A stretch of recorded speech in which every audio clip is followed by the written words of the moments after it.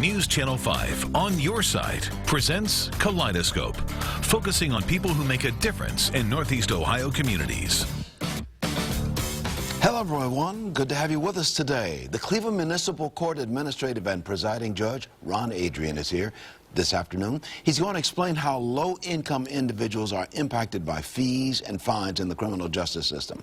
Then the senior research scientist at Benjamin Rose Institute on Aging, Dr. Heather Minnie, will be here to tell us about that organization's Heart Health Program. And on the broadcast after that, we'll hear from the president of the National Coalition of 100 Black Women, Elizabeth Jones, and Crystal Murphy of the Collaborative to End Human Trafficking. Good afternoon, everyone. I'm Leon Bibb. This is Kaleidoscope, and so we begin. Beginning with Judge Ronald Adrian, Administrative and Presiding Judge of Cleveland Municipal Court. Good to have you with us, Your Honor. Thank you, sir. Good to see you, Ron. Always good to see you. You're here to talk about something very, very serious, and it's about fees and fines and bail in the criminal justice system, and how poor people get shortchanged. Yes. And so about 3 weeks ago, the U.S. Department of Justice sponsored a working session in Washington, and I was fortunate to be one of about 50 or so individuals that were invited to come down and talk about this. In attendance were a lot of dignitaries, including the Attorney General of the United States. And basically, what the Attorney General laid out was that we have gotten to a point where we have actually started to criminalize poverty. How so? How does that happen? Well, it happens in a lot of different ways. If we start with bail, because that's easy enough. You have a situation where people are charged with offenses, not necessarily serious offenses, and because of the fact that they don't have any money, they go to jail. When they go to jail, they can't get out of jail because they don't have any money, right? And they end up losing whatever job they might have, or whatever situation they're in becomes worse. That's with bail. With regard to fines and fees, those build up on them. They have to make choices between sometimes eating or housing and paying the fines and fees. And if they don't pay the fines and fees, they end up with a situation where they end up going to jail. And again, they could get stopped on the street. Could stop on the street. Traffic violation, get stopped on the street because they didn't pay the fine. Right. Thrown in jail again. Right. Again. And if you're in jail for several days because you can't pay the bail to get out, you lose your job at home. Right. And the interesting thing was that there was research that was presented that suggested that for each day that you are incarcerated, especially on low-level, low-risk type things, the probability of you ultimately suffering from some sort of major life-changing calamity grows, and also the probability that even if you weren't a criminal in the past, that you will be a recidivist or will commit a crime grow. You know, it's an amazing nexus that's set out. All because of poverty. So how do we fix this, Ron Adrian, presiding judge of Cleveland Municipal Court? We start looking at alternatives for people who don't have money. So one of the things that we've done here in Cleveland, you know, for a long time is used community service. Because when somebody doesn't have anything, they know that they've done something that was incorrect or illegal, and they want to make amends just like everybody else. If they got caught, they want to pay their debt to society. But at the same time, they don't want that debt to society to crush them. Now, you see this all the time in your courtroom as administrative and presiding judge in municipal court. Can you fix anything where you are and still stay inside the law? How do you fix that? Well, let me tell you an example that just took place last month. I came back from the conference. I went to the first meeting of the judges after that, and I explained to them, you know, how this is playing out and the fact that people were being hurt. And I asked them to make a change in our bail bond schedule. And a bail bond schedule is something that you use when the judges are not on the bench to allow people to get access to release. we had a bail bond schedule that was based upon charge. So if an individual was charged, say for instance, with a first-degree misdemeanor, which might be something like driving under suspension or not having their driver's license on their person, the bail bond schedule required that they post a $500 bond. Okay. Well, a lot of people don't have. That means they got to come up with 50. They got to come up with at least 50 to a bail bondsman. That money is gone forever. Yeah. Or they got to come up with $500 in cash that they can post until the case is disposed of. What we ended up doing is we changed our bail bond schedule so that now for all non-violent misdemeanors where there's nothing else pending and there's no other outstanding warrants, if you're arrested and you're brought to jail, you can sign out on your own signature and be released pending your court appearance. And that way you can maintain your position, at least at home. You can still show up on your job. Yep. You won't lose your job because you're not tied up in jail. Certainly not pre-trial. Okay. So how, I've got 1 minute remaining. How do we fix it permanently? Is there something that the legislature has to do? I think that there are some things that the legislature can do to correct some situations. For instance, now individuals who are charged with driving under suspension, once they've been convicted, in order to get their license back, they have to pay a reinstatement fee. That reinstatement fee continues to build so that if a person gets arrested another time for driving under suspension, which they will because they're going to still drive to work, they got to pay it again. We can fix things like that. We need to focus on the fact that we don't need to criminalize poverty. In our final 10 seconds, you're trying to keep people out of jail as much as you can, unless they truly deserve to go to jail. We need to reserve jail for those people who need to really go. We're already overcrowded in the jails, aren't we? We are. Okay. Judge Ron Adrian, we appreciate you being on. We're going to have you back to update us on this. I'll be glad to. I know something's going to happen now. Something's going to happen. You've got the wheel turning already, if I know you well, Judge Ron Adrian. Yes, sir. Okay. You can find Judge Ron Adrian at Cleveland Municipal Court. You can go to clevelandmunicipalcourt.org, find more information about this wonderful man. Good to see you, my friend. Thank you, sir. Take care, Your Honor. Okay. Thank you. I'm going to take a break. I'll be right back in just a moment. We'll talk with the Benjamin Rose Institute about something special for you in just a moment. Welcome back to more of Kaleidoscope. Dr. Heather Minnie is Senior Research Scientist at the Benjamin Rose Institute on Aging. She joins me now to explain how the organization is helping seniors pursue healthy lifestyles. Her most recent research includes ongoing evaluations on the evidence-based reducing disability in Alzheimer's disease. Good to have you with us. Great being here. Yeah. First off, tell us about generally what you do, what the Benjamin Rose Institute on Aging does. Sure. The Benjamin Rose Institute on Aging has been around for over 100 years now, serving the seniors in the Cleveland area. We do this through a variety of community-based services. In addition, we have senior centers in the area. And then the research division has been around for over 50 years, really looking at programs and services and issues that address older adults, families, caregivers, all the above. As I look at the mirror at myself and see the gray hair which has creeped into my scalp, we are seeing the graying of America, yes, we aren't are. we? We are getting, people are living longer. Correct. And what have you determined about our healthy lifestyles as we live longer? I think people are doing a lot of really important things to maximize and empower themselves. They want to take steps that they can dictate because their own situations are unique. Yeah. So they really want to be empowered and find those activities and those outlets to improve their life for themselves. Are we making inroads on Alzheimer's disease? There's still a lot of work to do.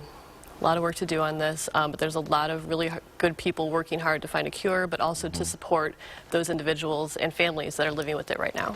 I know one of the things you're here to talk about is your heart health program. Tell me about that. Sure. The Heart Health Program is one of several programs we have going on right now to really help seniors to live well.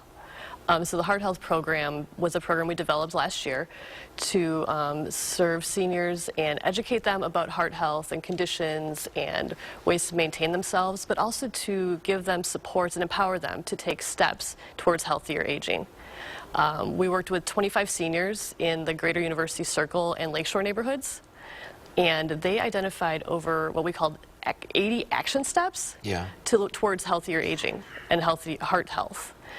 So these included walking more, reaching out to their physicians more often, checking in with family members, and it was really well received. We're looking to put together more information about this to roll out some more programming of this sort in the spring. Generally speaking, Yes. are we in this country, perhaps we in this community, are we aging better? Are the seniors staying more active?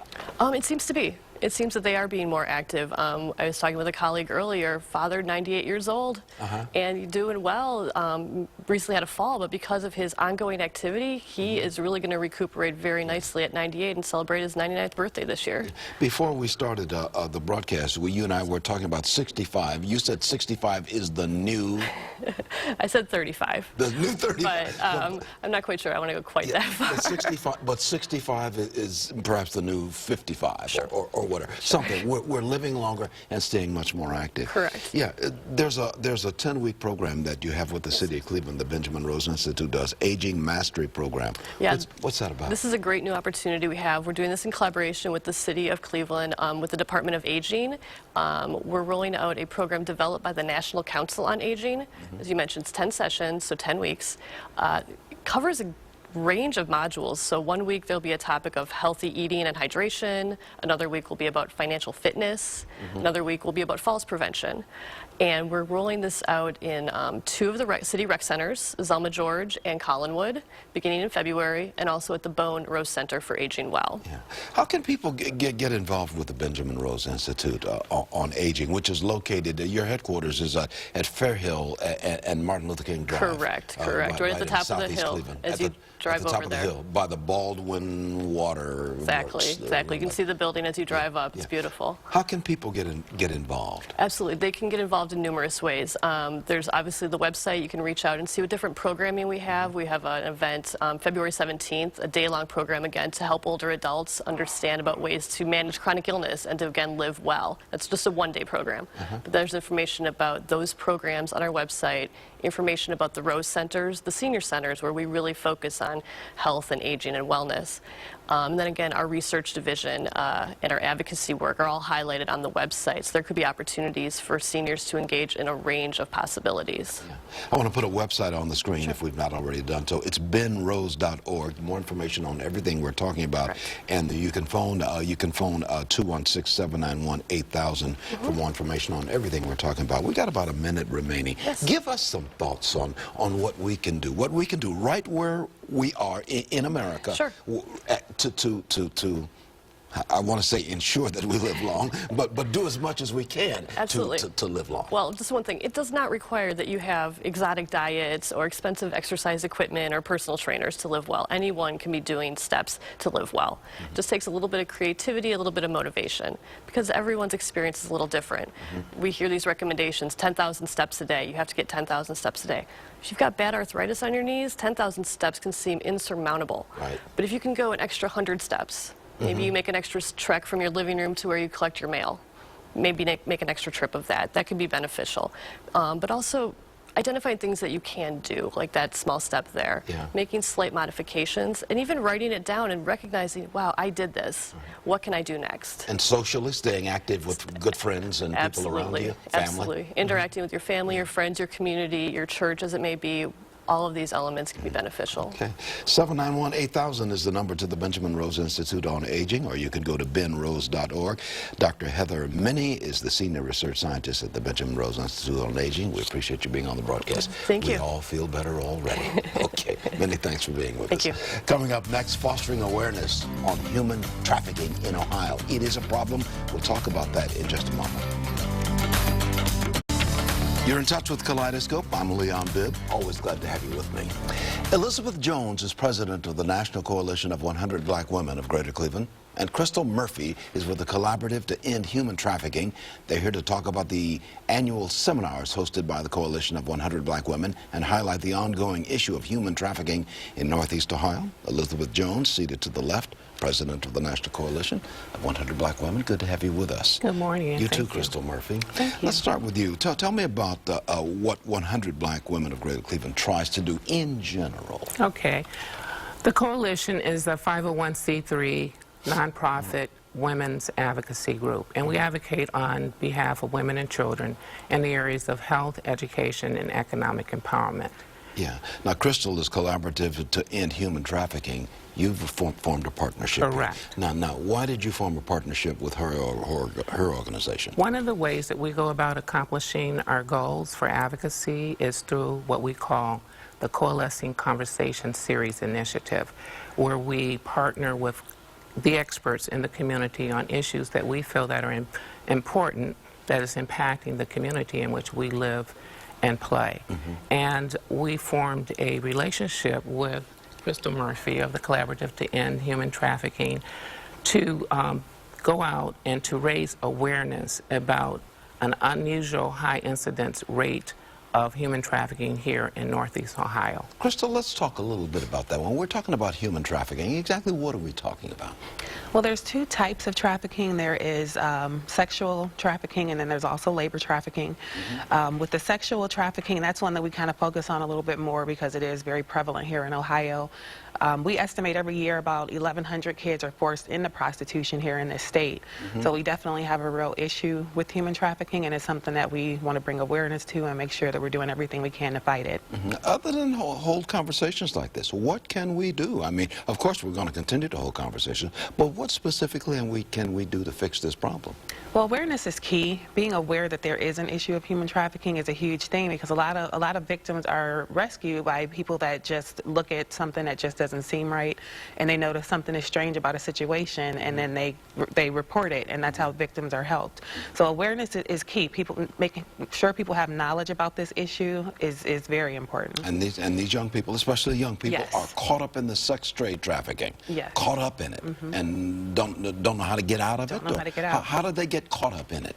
Well, for one, under the law, anyone under the age of 18 that's involved in a commercial sex act is automatically considered a victim of human trafficking. But we have a lot of situations where we have young girls or boys, they get involved in relationships with someone that's older than them, and maybe they don't quite realize that they are being trafficked. They don't feel like they're doing anything wrong. It's just that their boyfriend told them this is what they need to do to make money. Yeah. And since this is who they're with, they just go out and do what they're told.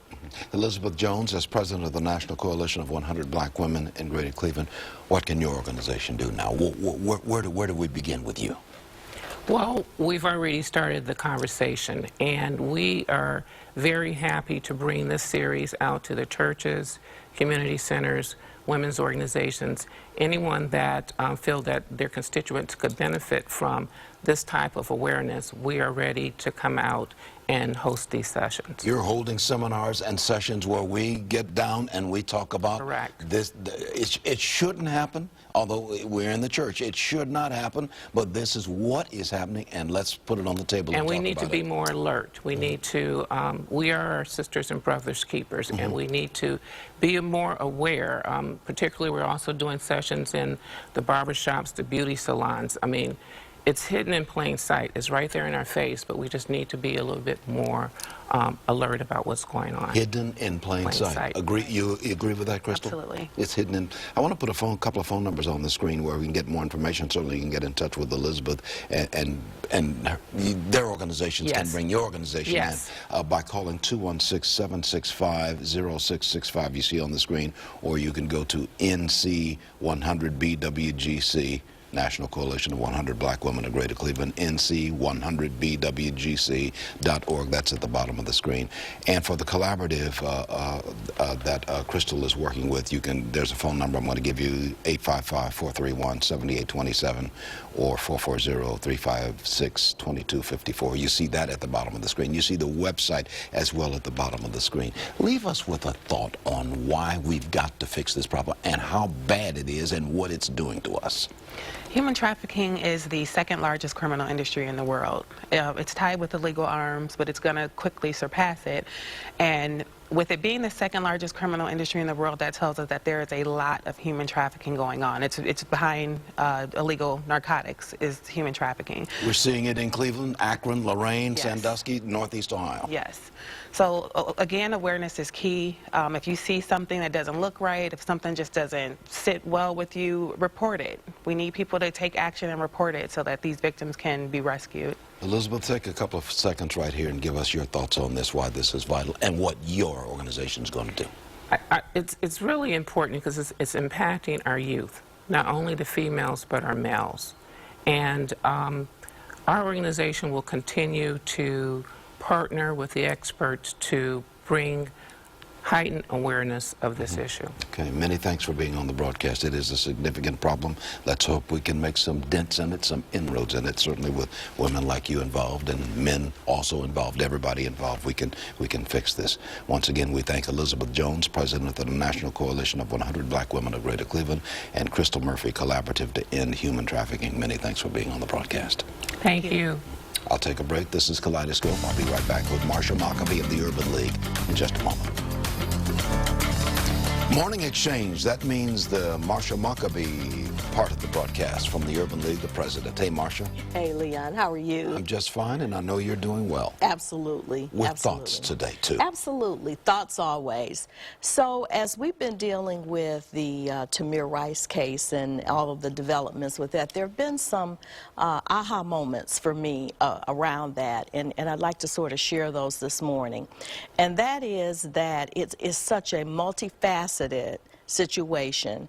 It touches so many systems and so many breakdowns in systems, if you will, and so forth, that, you know, I think we just have to understand that it is going to take a lot of advocacy. You know, certainly we have the consent decree going on. We have the investigations going on.